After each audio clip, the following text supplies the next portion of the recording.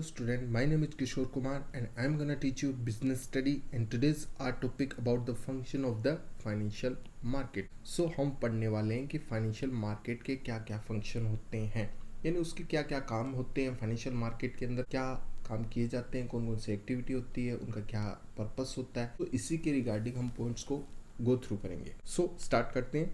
Financial market perform following 4 important function. देखिए, यूँ तो फाइनेंशियल मार्केट के कई फंक्शन होते हैं, बट जो इम्पोर्टेंट फंक्शन है या हम ये कहें कुछ खास वाले फंक्शन है, हम उनको ही पढ़ने वाले हैं। या क्योंकि जो मोस्ट इम्पोर्टेंट है उनको गो थ्रू कर लेंगे तो छोटे मोटे वाले अपने आप ही कवर हो जाते हैं। सो यहाँ पर सभी को ना कवर करते हुए सिर्फ जो इम्पोर्टेंट है वो 4 जो पॉइंट है उनको हम रीड करेंगे।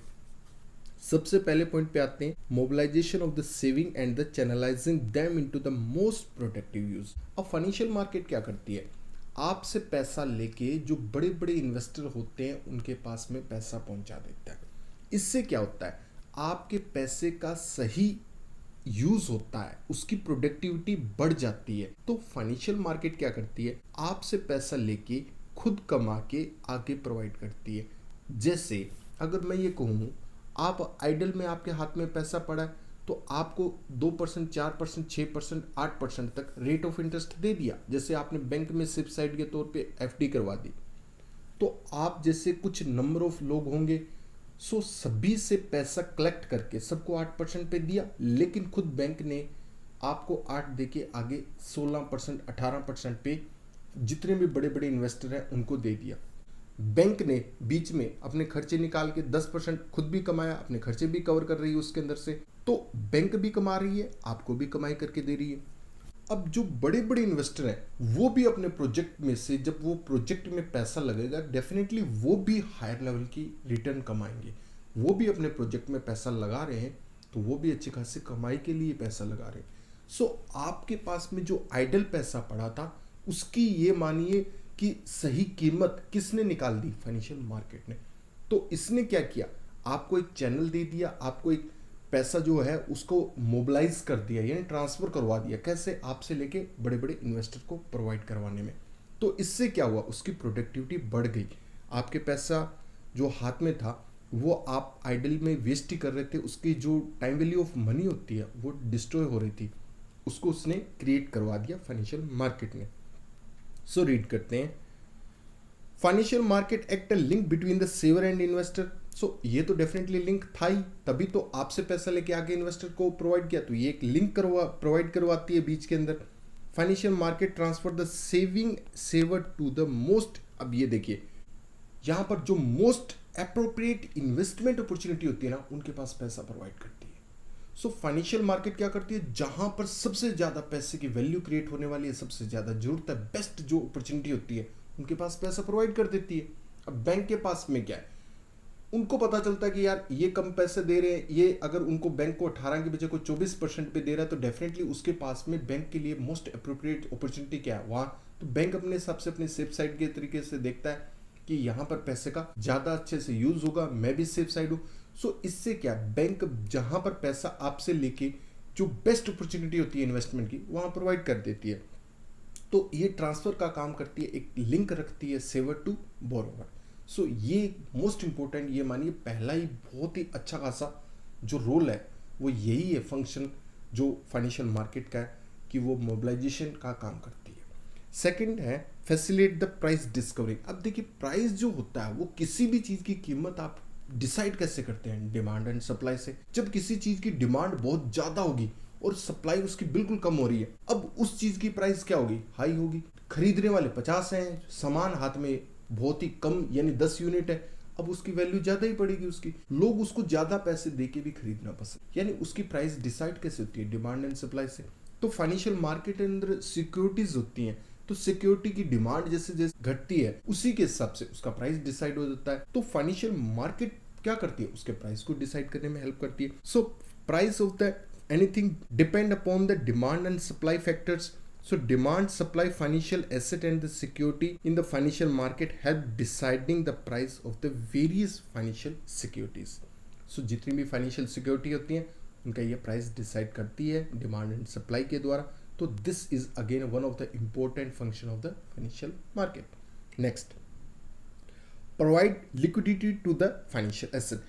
अब क्या होता है, फाइनेंशियल मार्केट के अंदर जितनी भी सिक्योरिटी होती है, ये सिक्योरिटी को आप इजीली खरीद और बेच सकते हैं। तो जैसे ही आप उनको खरीदते या बेचते हैं, तो आप उनको बेचेंगे, तो बेचने का मतलब वो आपके हाथ में पैसा आएगा, तो यानी आप फाइनेंशियल एसेट को इजीली लिक्विडेट कर सकते हैं, आसानी से बेच सकते हैं। और लिक्विडेट करने का मतलब आपके हाथ में कैश आ रहा है, तो आप इसको इजीली फाइनेंशियल एसेट को कन्वर्ट कर सकते हैं कैश के अंदर।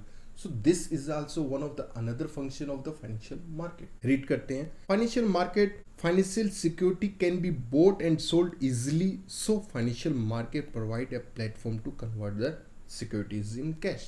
So ये एक प्लेटफॉर्म देती है जिसके द्वारा सिक्योरिटी को बेचा और खरीदा जा सकता है। खरीदने और बेचने के अंदर आप उनको इजीली लिक्विडेट कर सकते हैं, यानी कैश में कन्वर्ट कर सकते हैं। Reduce the cost of the transaction. किसी चीज की लागत, आप ये मानिए आज अगर मोस्ट इंपॉर्टेंट चीज है तो किसी चीज की जानकारी है। अगर आपकी ये कहें कि किसी चीज के लिए सही जानकारी हो गई तो आप अपना पैसा बचा सकते। जैसे आपने एफडी करवानी है, अब आपको पता ही नहीं है कि यार एसबीआई कितने पे एफडी कर रही है, आईसीआईसी कितने पे कर रही है, पीएनबी कितने पे पर कर रही है, या कैनरा या फिर कोई और बैंक है। आपने एफडी करा दी 5 साल के लिए 6% पे, आपको पता चला कि नहीं यार वो दूसरी बैंक तो ना 7% पे कर रही थी, अब 1% आपको लॉस हो गया। कैसे हो गया? आपकी इन्फॉर्मेशन के कारण, आपको जानकारी नहीं थी इसके कारण, या दूसरी बैंक वो 8 पे कर रही थी, तीसरी बैंक 9.5 पे कर रही थी, आपका तो नुकसान हो गया। सो आपको ये इन्फॉर्मेशन अगर पहले पता होती तो आप जहां पर ज्यादा आपको ब्याज मिल रहा है वहां इन्वेस्ट करते।